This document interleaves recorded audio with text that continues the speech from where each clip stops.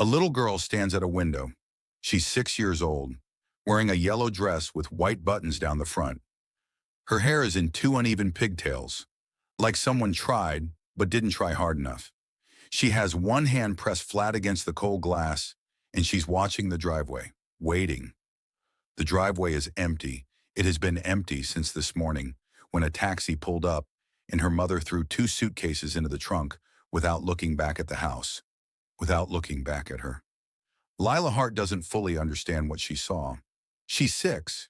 She just knows that her mother got into that car wearing her red coat and her good perfume, the one that smells like flowers and something sharp underneath. She knows the taxi turned left at the end of the street. She knows it didn't come back. That was 7 hours ago. She's still at the window. Her father is somewhere in the house.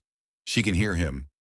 Drawers opening and closing, the low murmur of a phone call, footsteps that move fast and stop short, like a man pacing a cage he built himself. He hasn't come to check on her. Not once. The sun is going down now. The driveway is turning gray in the fading light, and Lila keeps her hand against the glass because some part of her, the part that still believes in things, thinks that if she stays here long enough, the taxi will come back. Her mother will step out. She'll walk up the path in her red coat and she'll say something like, "I forgot something," or "I changed my mind," or even just, "Lila." But the driveway stays empty, and eventually Lila takes her hand off the glass. That small moment, that quiet surrender, is where this story begins. Not with a dramatic confrontation, not with screaming or doors slamming or a court hearing, just a little girl taking her hand off a window, accepting without words something that no child should ever have to accept. She was left, and that one morning would cast a shadow over the next 30 years of her life. If you're new here, take a second to subscribe and hit the bell. We tell stories like this every week. Stories about real human struggles, about people who got knocked all the way down and had to figure out how to get back up. If that's the kind of content you're here for, you're in the right place. Now, back to Lila. Her father's name is Richard Hart, Commander Richard Hart, to be precise. He is 41 years old, lean, precise, and deeply uncomfortable with anything that can't be solved with a plan. He married Lila's mother, Vivian, when they were both too young and wanted very different things. Vivian wanted champagne and late nights and a life that felt like a party. Richard wanted order, structure, quiet, a home that ran like a well-managed ship. They failed each other for 6 years. Lila was the one thing they made together that wasn't a disaster. But even she couldn't hold them in the same orbit. The night Vivian leaves, Richard comes to Lila's room once. He stands in the doorway. He's still in his uniform from the morning, which means he never changed, which means the day broke something in his routine and he hasn't recovered. He looks at his daughter sitting on her bed with a book open in her lap, and his face does something complicated that he shuts down almost immediately. "You should eat something," he says. Lila looks up. "Is Mama coming back?" A pause. 1 second. 2. "No," he says. "She's not." He doesn't say it cruelly. He says it the way he says everything. Flat, measured, like a man reading coordinates off a map. And then he nods once, like that's settled, and he walks back down the hall. Lila looks back down at her book. She's not really reading it. She's just looking at the words, letting them blur, feeling the strange heaviness in her chest that she doesn't yet have a name for. Later in life, she'll have a very precise name for it. But tonight, she's 6, so she just sits with it. Richard lasts 4 months on his own before he makes a decision. He has a posting coming up, a long one, 8 months, possibly longer. He can't take Lila. He won't leave her with a stranger, so he calls his parents. His parents live in a large, clean, deeply silent house in Connecticut. His mother, Eleanor, is a woman who believes that love is best expressed through expectation. His father, George, is a man who has never fully recovered from a war he fought 30 years ago and has been emotionally absent ever since. Together, they have raised one son who doesn't know how to feel things in front of other people. They agree to take Lila without hesitation. This is not warmth. This is duty. Eleanor believes deeply in duty. The morning Richard drives Lila to Connecticut, he is efficient about it. 1 suitcase, books she wants to bring, a stuffed rabbit named Gerald that she's slightly embarrassed about but takes anyway.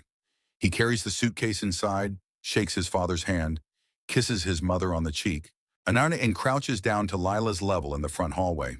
"Be good," he says. Lila grips Gerald against her chest. "When are you coming back?"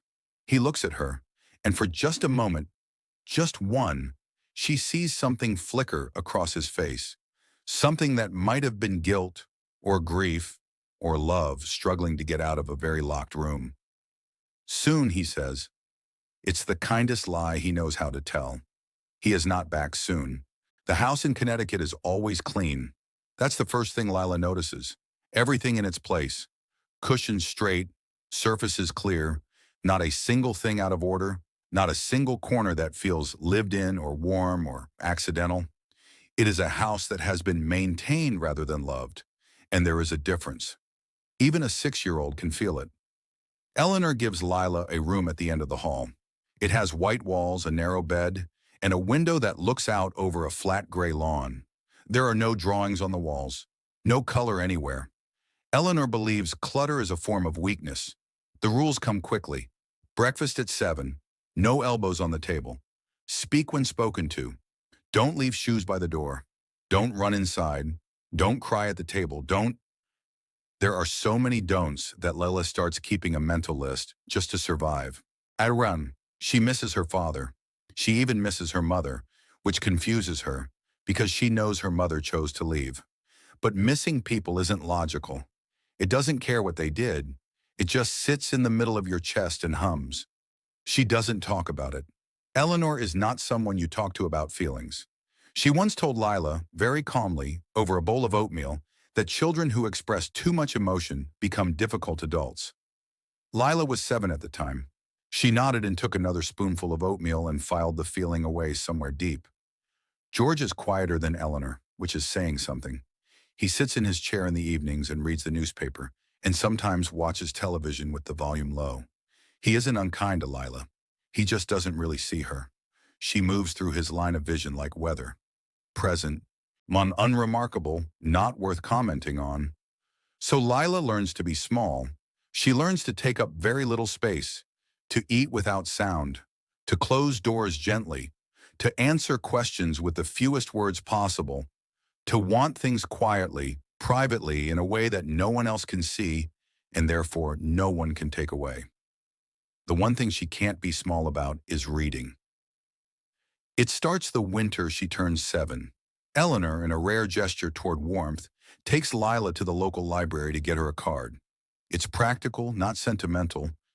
Eleanor believes in self-sufficiency and thinks reading builds vocabulary and vocabulary builds character. She does not anticipate what actually happens. What actually happens is that Lila walks into that library and stops breathing for a second. It isn't a grand library. It's a small-town building with low ceilings and wooden shelves and the smell of paper and old glue and something faintly like dust and rain.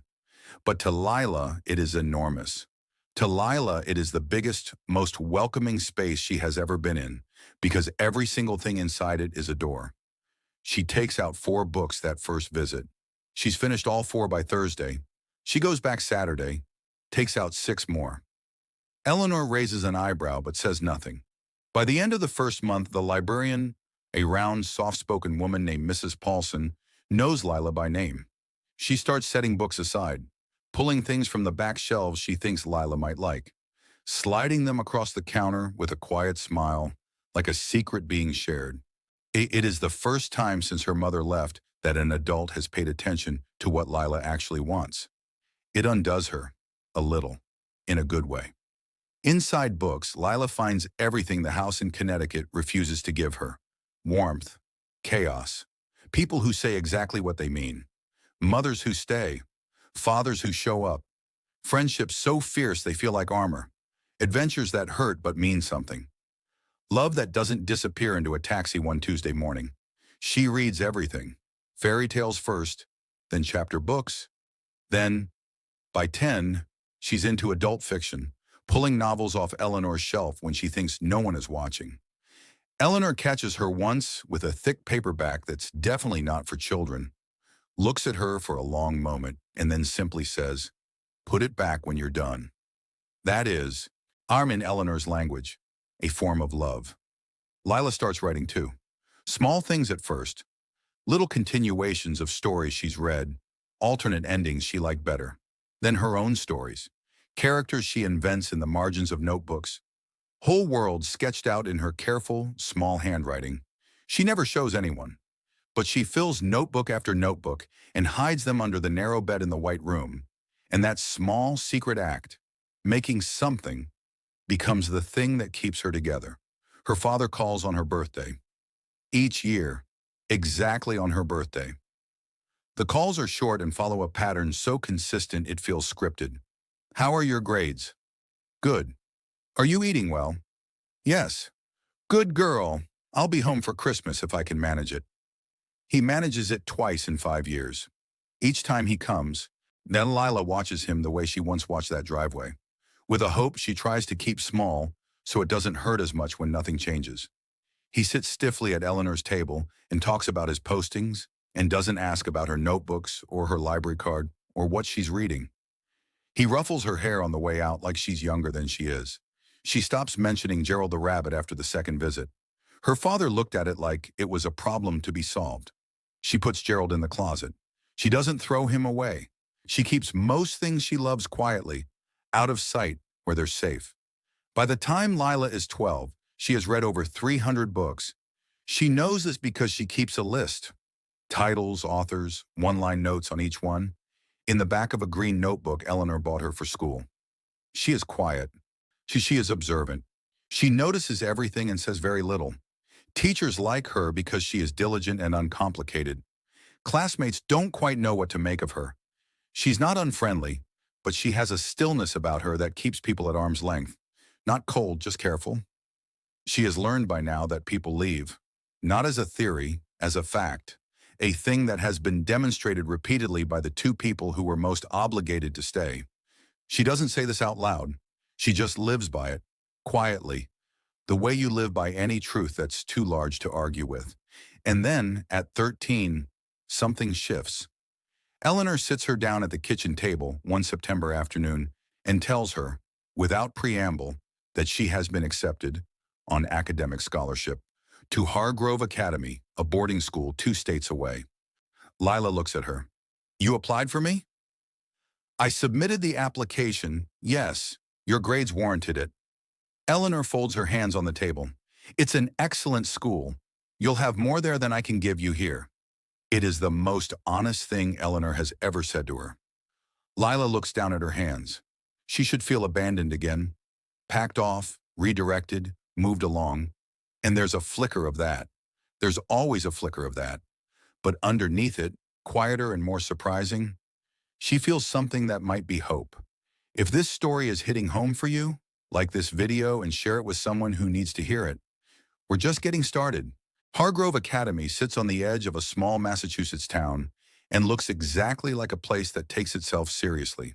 Stone buildings, iron gates, a quad where students walk fast and carry heavy bags. Lila arrives in September with one suitcase and her green notebook. She keeps to herself the first few weeks. Watches, learns the social geography. Who sits where? Who avoids who? Which teachers reward silence and which ones reward participation. She is good at this. She has been studying rooms her whole life. Her roommate is a loud, cheerful girl named Priya, who talks in her sleep and has strong opinions about everything. Lila finds her exhausting and then, gradually, essential. Priya is the first person in years who asks Lila questions and then actually waits for the answers. "And why are you always watching people?" Priya asked one evening. "I'm not." "You absolutely are. You did it all through dinner." Lila considers this. "I just like knowing how things work." Priya looks at her.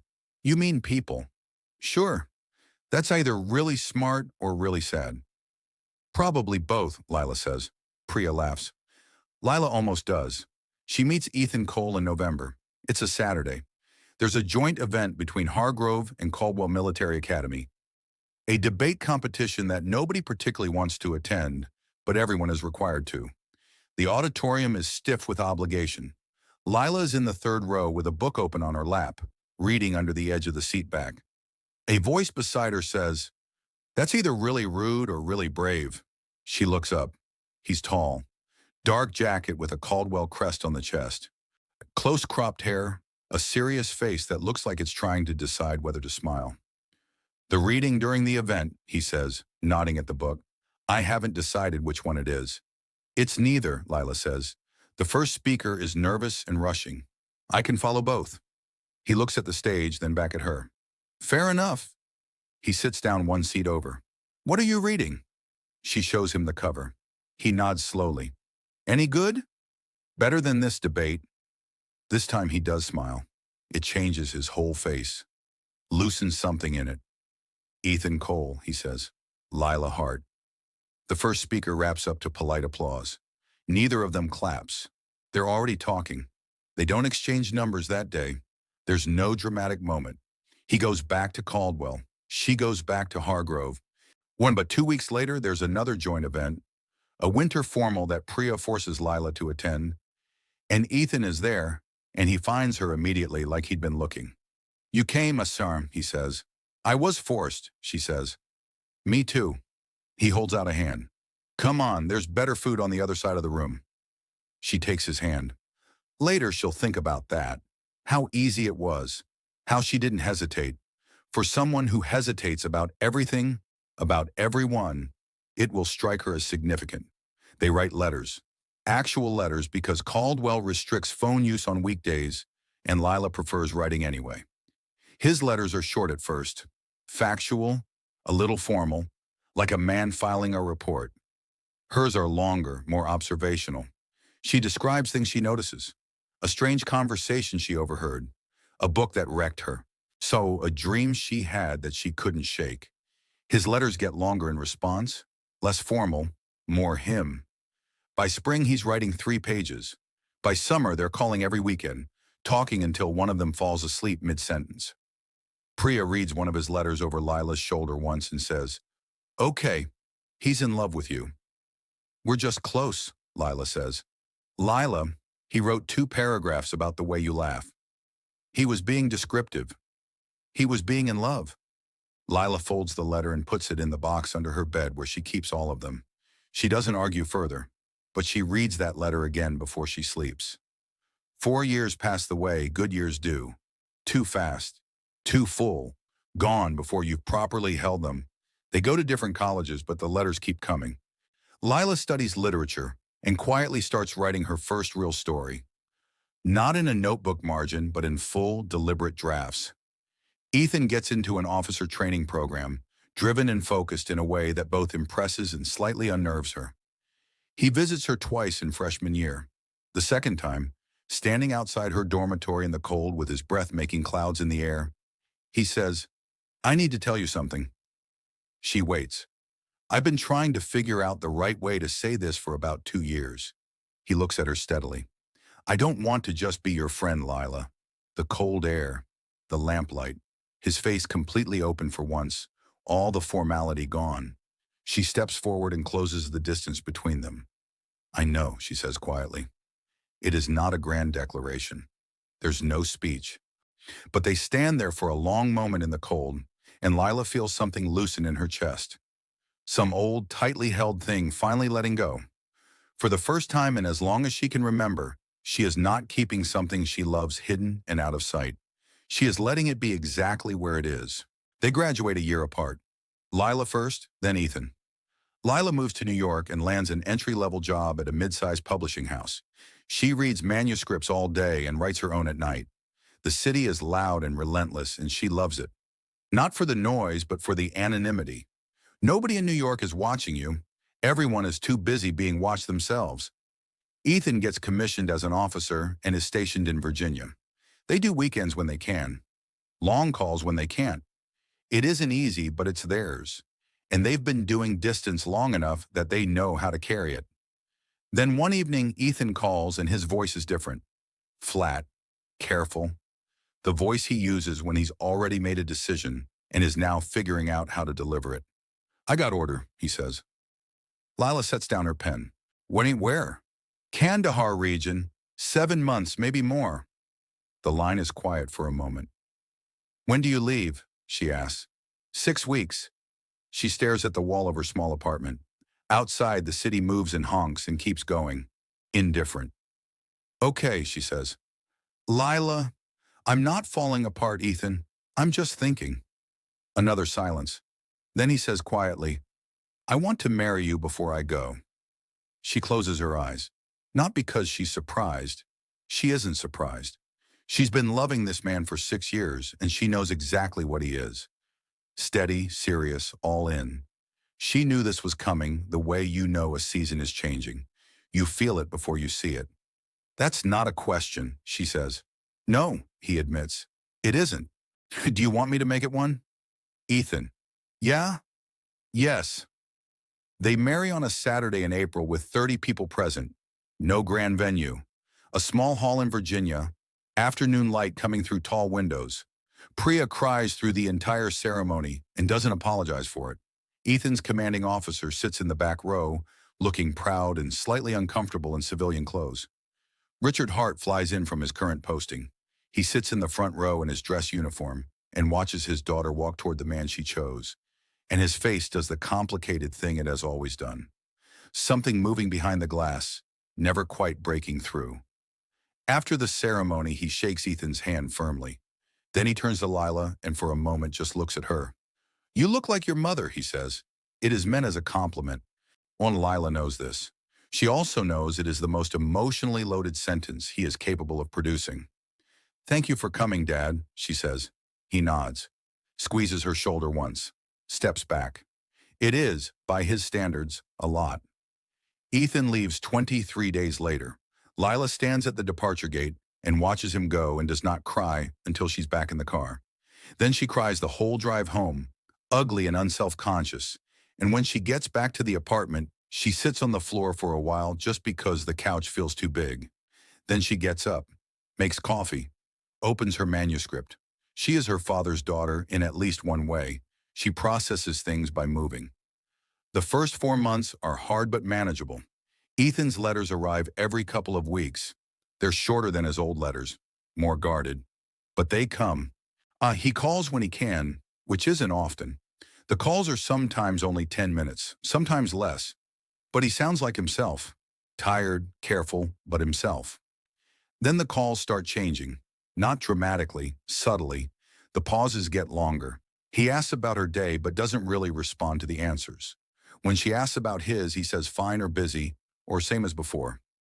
Once she asks him directly, are you okay? And he says, I'm good, Lila, in a tone so closed and final that she doesn't ask again. He comes home for 2 weeks in month 5. She's at the airport 2 hours early. When he walks through the arrivals gate, he looks thinner. His eyes move differently, quickly, scanning, settling nowhere. He holds her for a long time when they embrace, and she feels something in him that she can't name. A tension that doesn't release even when he lets go. You're home, she says, pulling back to look at him. He nods, manages a smile. Yeah. They go to dinner that first night, a quiet place she chose carefully. Low noise, corner table, nothing overwhelming. She watches him scan the room when they walk in, watches him choose the seat facing the door. She doesn't comment on it. Over dinner she talks, tells him about work, about a manuscript she's been fighting to get commissioned, about something funny, Priya said. She is carrying the conversation and she knows it, but she keeps going because the alternative is silence. And right now, silence feels dangerous. He eats, he listens, he responds in the right places, but he is not fully there. Some part of him is still somewhere she can't reach. When on the 4th night, she wakes at 2 a.m. and he's not in bed. She finds him sitting at the kitchen table in the dark, hands flat on the surface, staring at nothing. She sits across from him, doesn't speak. After a while, he says, I'm sorry. Go back to sleep. Ethan, talk to me. He looks at her, and for just a second she sees it. The full weight of whatever he's carrying.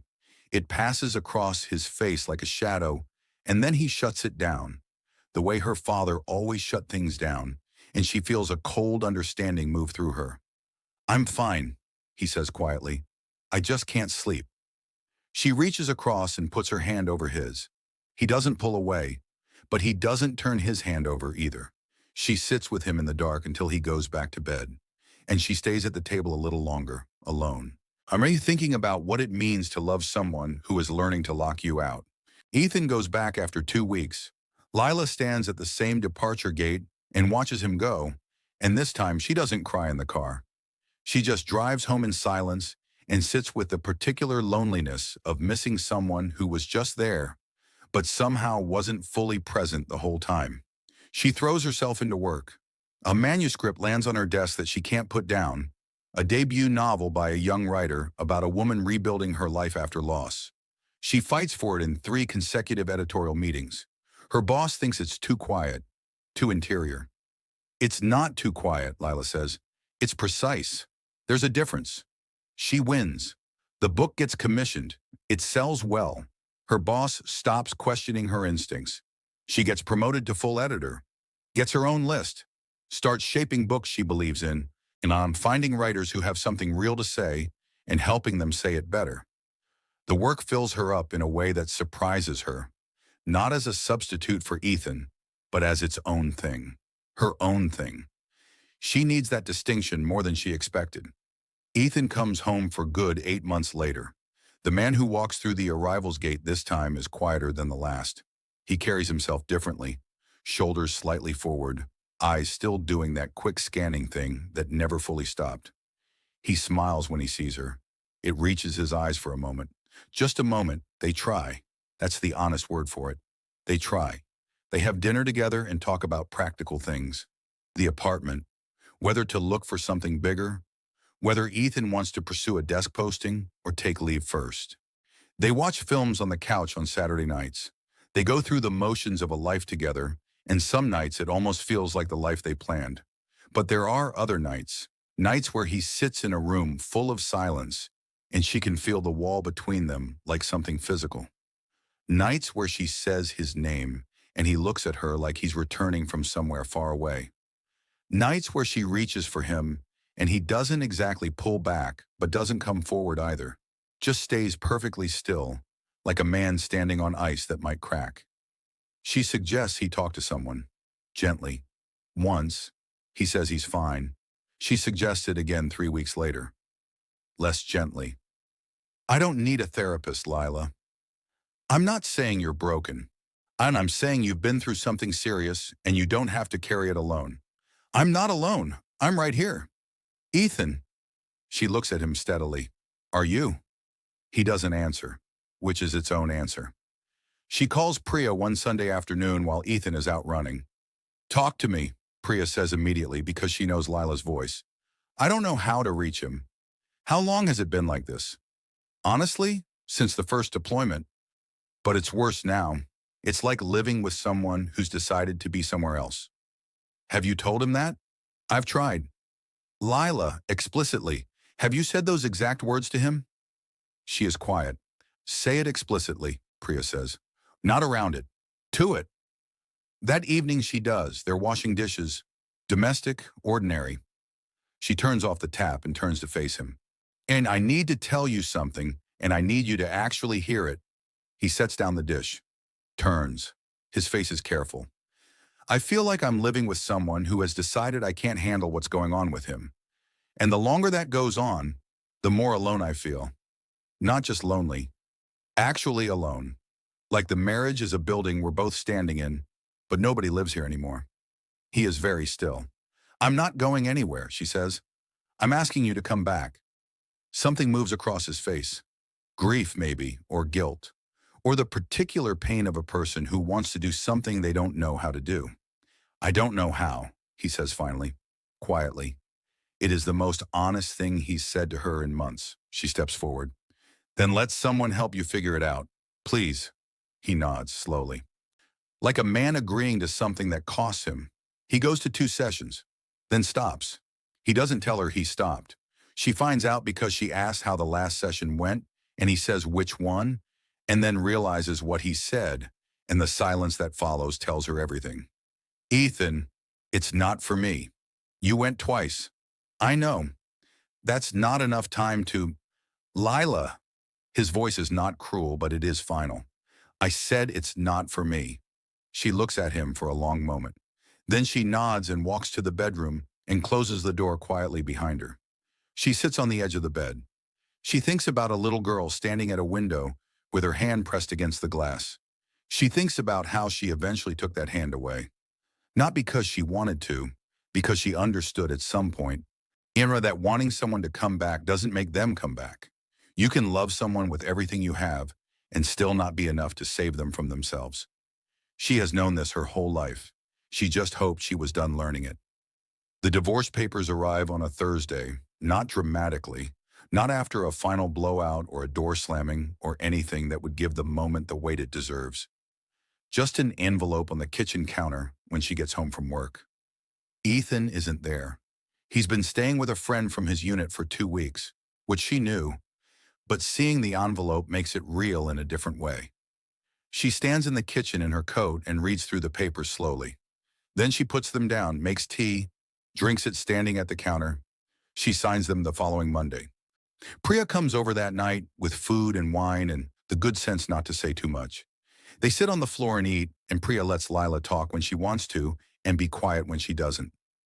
At one point, Lila says, I keep waiting to feel surprised. And I don't. I think I've known for a while.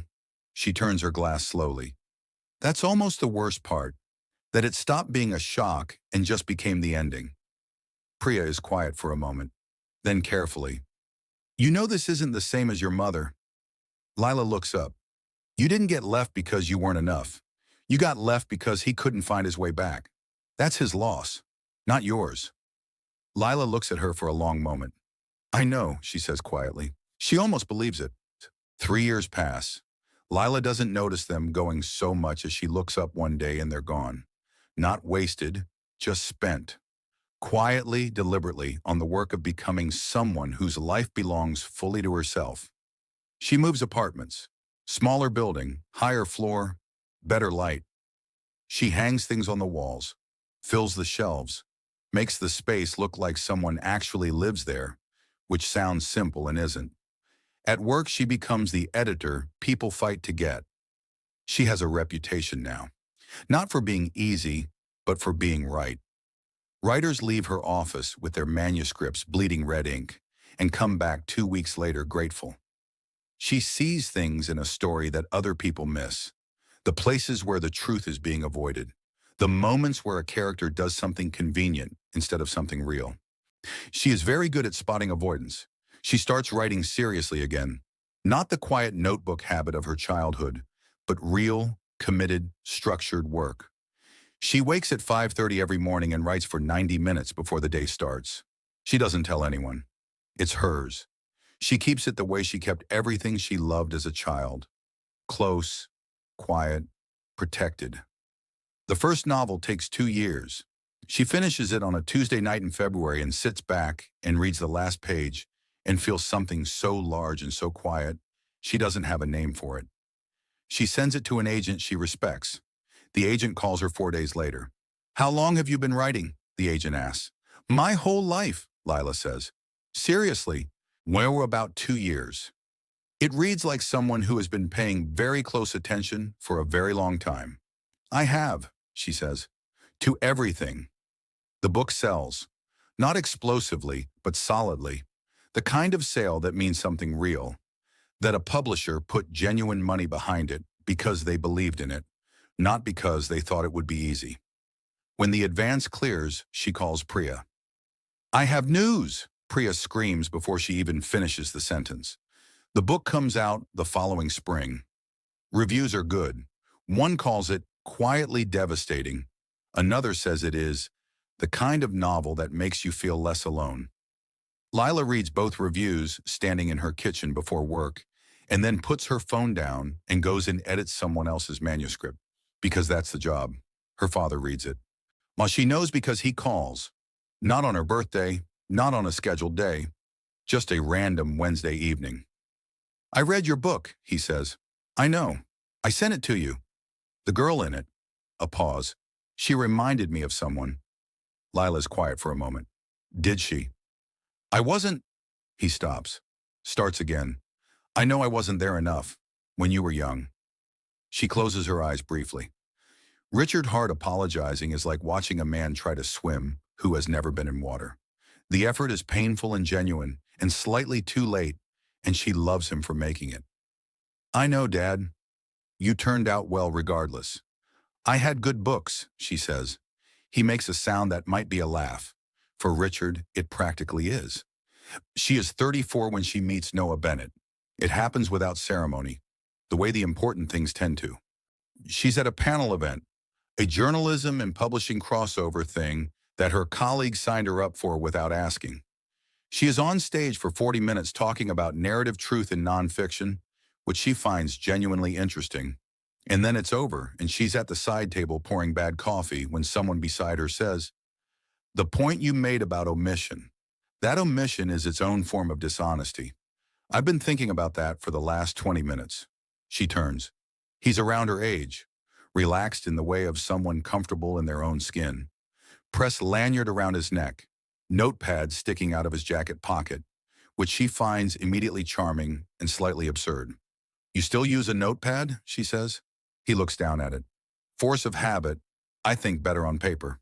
"So do I," she says. And hands him a coffee. His name is Noah Bennett. He's an investigative journalist. Long-form pieces, the kind that take 8 months and change something. He has a directness about him that isn't bluntness. He just says what he means without engineering it first, which she finds so disarming she almost doesn't know what to do with it. They talk for 40 minutes beside the bad coffee. Then her colleague appears and pulls her towards someone she's supposed to network with, and she goes, but halfway across the room she glances back. He's watching her go. He raises his coffee cup slightly. She almost smiles. Then she does. He emails her 3 days later. He got her contact from the event organizer, and he says so upfront, acknowledging it might be slightly forward, more than asking if she'd want to continue the conversation over better coffee sometime. She reads the email twice. Then she reads it a third time, which tells her something. She has been careful with people for a long time, careful in the way of someone who has learned that openness has a cost. She built a good life inside that carefulness. The work, the writing, the apartment with light. She isn't lonely. She is genuinely, solidly okay. But okay and alive are not always the same thing. She writes back, short, direct. Better coffee sounds right. Tuesday works if it works for you. He writes back in 11 minutes. Tuesday works. Their first coffee is 2 hours. Their second is dinner, unplanned. They simply keep talking until the coffee shop closes and move to a restaurant next door without discussing it. He asks real questions and listens to the full answers. He disagrees with her twice and doesn't soften it, just states his position clearly, and she finds this more attractive than she expects. He makes her laugh. Not the polite kind, the kind that catches her off guard. Walking home after the second evening, she notices something. She's been present the whole time, not managing the interaction from a slight distance, the way she usually does, not watching herself from across the room. Just there. It is such a small thing. It is enormous. She doesn't call Priya that night. She just walks home slowly, in no hurry, letting the city move around her, sitting with the feeling instead of immediately examining it to death. It feels like something opening. She doesn't rush it. She doesn't name it yet, but she doesn't close it either. If this series has resonated with you, like this video and share it with someone who needs to hear a story like this right now. She and Noah take it slow, not because either of them is uninterested, but because Lila has learned the difference between rushing towards something and actually arriving at it. She has done the former. She knows what it costs, so they take walks, have dinners, see a film that Noah hates and Lila loves, and they argue about it for 2 weeks in a way that is completely enjoyable. He reads her second novel in manuscript form. She offers, which surprises even her. And his notes are sharp and specific, and he's right about every single one, which irritates and impresses her equally. "You missed your calling," she tells him. "I edit my own pieces for months," he says. "Occupational habit. You should have been an editor. You should have been a journalist. The way you see through things." She looks at him. "Hey, what does that mean?" "It means you notice what people are avoiding saying. In your books. In conversation. He pauses. You did it just now, actually. Did what? Deflected the compliment by turning it back to me. She opens her mouth, closes it. He smiles, not triumphantly, warmly. I'm not going anywhere, Lila, he says quietly. Just that, simple and direct, the way he says everything. She looks at him for a long moment. I know, she says. And the thing is, she does. That's what's different. With Ethan, she had hope. With Noah, she has evidence. Small, consistent, daily evidence of a person who shows up exactly as advertised, who doesn't perform steadiness and then run out of it, who is just steady. It is the least dramatic thing in the world. It is everything. Her second novel comes out that autumn. Mushroom, the dedication reads, For anyone who learned to love quietly and is slowly learning to love out loud. Priya texts her a photograph of herself crying in a bookstore holding the open dedication page. Lila sends back, You're embarrassing. Priya sends back, I am absolutely not embarrassing. I am correct. She calls her father on a Sunday. Not his birthday, not hers, just a Sunday. I wanted to check in, she says. A pause. Richard is always slightly thrown by contact that doesn't follow a schedule. Everything all right? He asks. Everything's good. I'm good. She pauses. I've been thinking about Connecticut lately, about Eleanor. She wasn't easy, he says carefully. No, but she kept me. She showed up every day even if she didn't know how to be warm. I've been thinking that maybe that counted for more than I gave her credit for. Richard is quiet for a moment. She loved you, in her way. I know. Lila looks out her window at the city. I think I'm finally okay with in her way being enough. Another pause. Then Richard says, Are you happy, Lila? The question lands differently than she expects. Her father has never asked her that. Not once. He's asked about grades and eating and practical things. Never this. She thinks about it honestly before she answers. The work she's built, the books she's made, other people's and her own. Priya, who has been constant when everything else moved. Noah, who says what he means and shows up and makes her laugh and is right there when she looks over. The apartment with the good light. Gerald the rabbit. Currently sitting on her bookshelf because 3 years ago she decided she was done keeping the things she loved out of sight. Yeah, she says. I think I actually am. She can hear something shift in his breathing, a release of something long held. Good, he says, quietly, firmly, like a man who has been waiting a long time to hear that particular word from his daughter and didn't know how to ask for it. Good. There is a moment, a few weeks later, that Lila will think about for a long time afterward. She and Noah are in her apartment on a Saturday morning. He's at the table reading.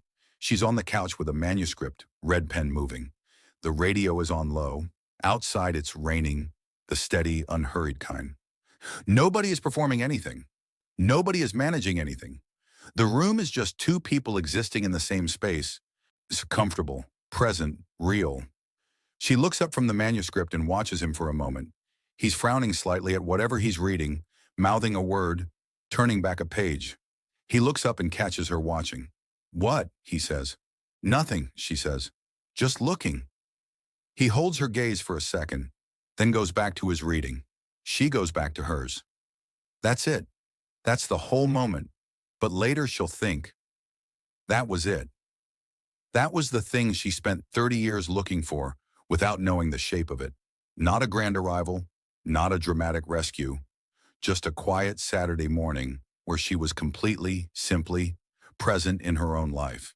No hand pressed against cold glass. No waiting for a taxi that isn't coming back. Just this, just here. Joy, it turns out, doesn't announce itself. It doesn't arrive in a single moment or come wrapped in the kind of love that feels like rescue. It isn't loud. It doesn't compensate for everything that came before it. It is smaller than that, and bigger.